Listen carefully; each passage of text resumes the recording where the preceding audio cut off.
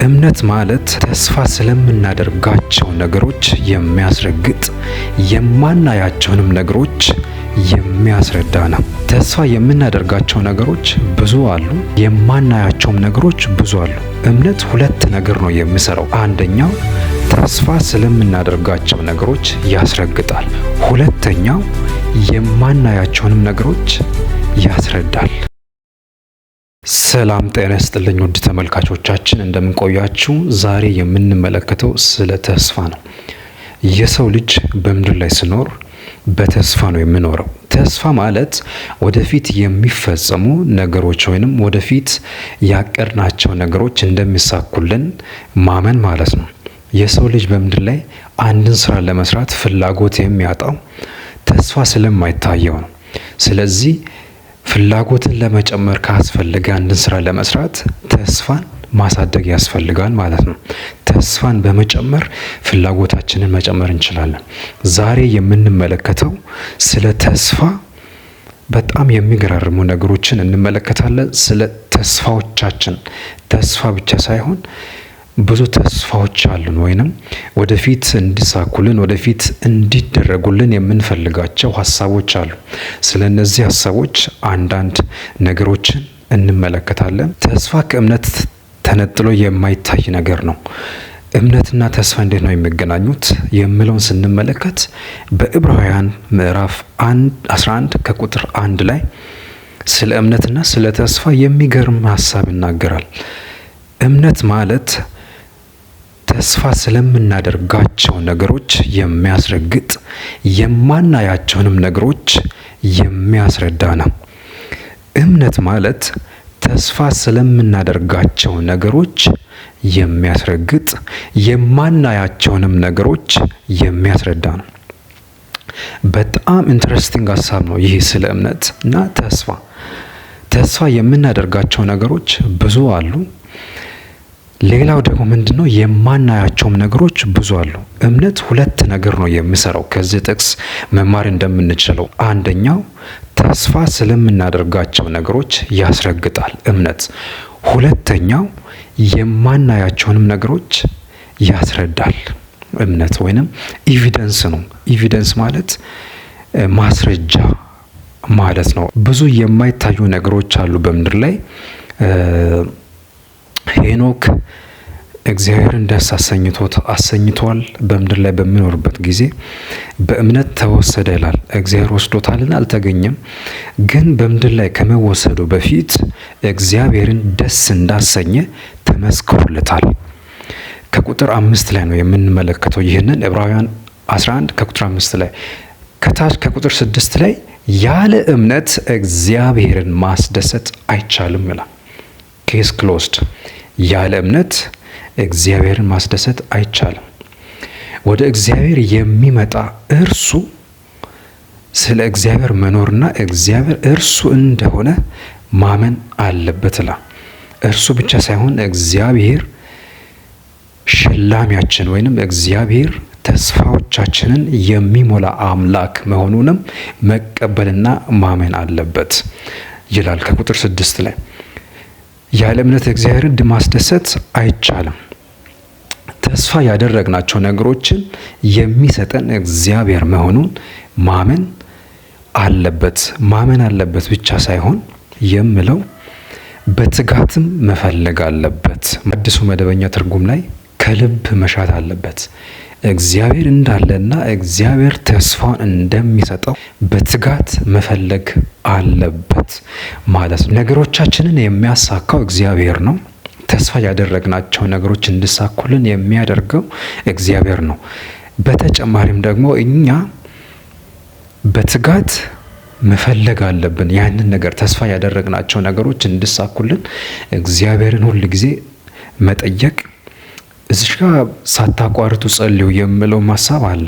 ሳናቋርጥ የምንጸልየው በየቀኑ በእምነት መኖር ማለት ነው። በየቀኑ አንድ ሰው በእምነት መኖር አለበት ማለት ነው። ምክንያቱም ብዙ ተስፋዎች አሉን፣ ብዙ ተስፋ የምናደርገው ነገር አለ። እስቲ ተስፋዎችን እንዘረዝራቸው። ምንድነው ተስፋ የምናደርገው? ትልቁ ተስፋ ኢየሱስን ማየት ነው። በምድር ላይ አንድ ክርስቲያን ትልቁ የአንድ ክርስቲያን ተስፋ ኢየሱስን ማየት ነው። መንግስተ ሰማያት መውረስ አይደለም፣ እሱ ሁለተኛ ተስፋ ነው።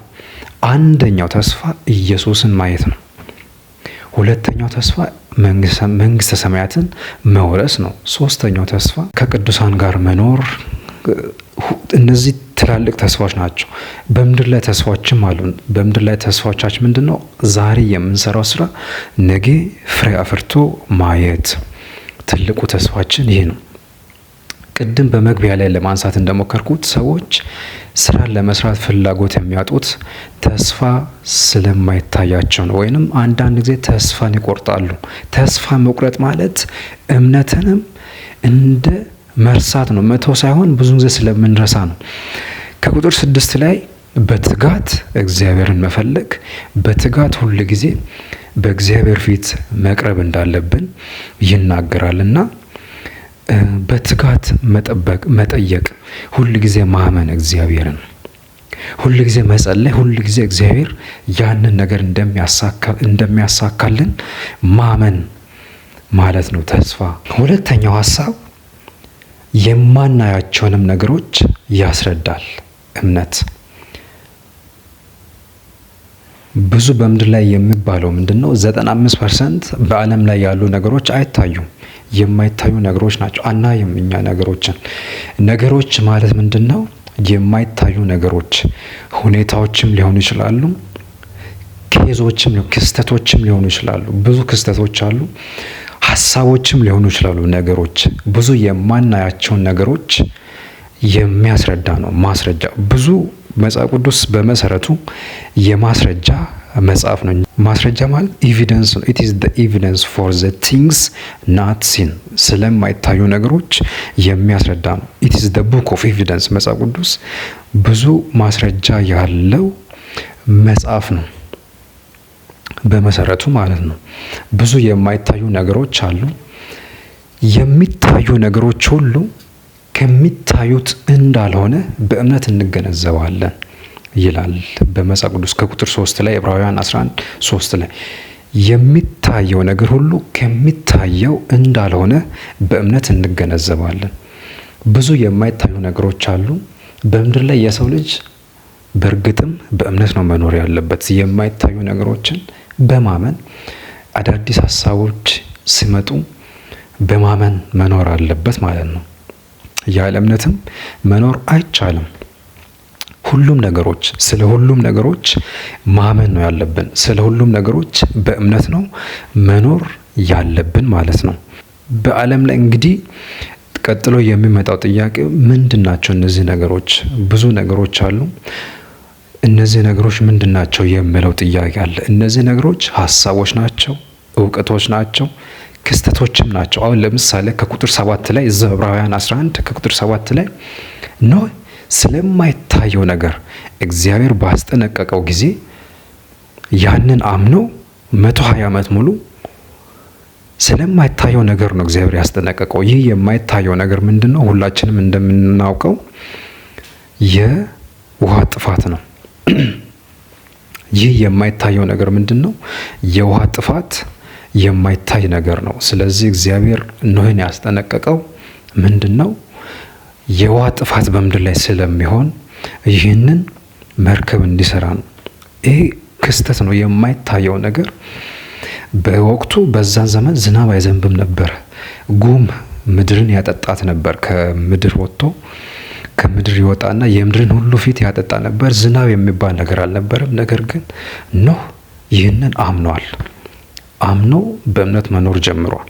ልክ እንደ ኖህ በእኛም ዘመን እግዚአብሔር ምድርን በመጨረሻ ላይ በእሳት እንደሚያጠፋት አምነን አሁን በእምነት በስርዓት መኖር፣ ለእግዚአብሔር በመታዘዝ መኖር።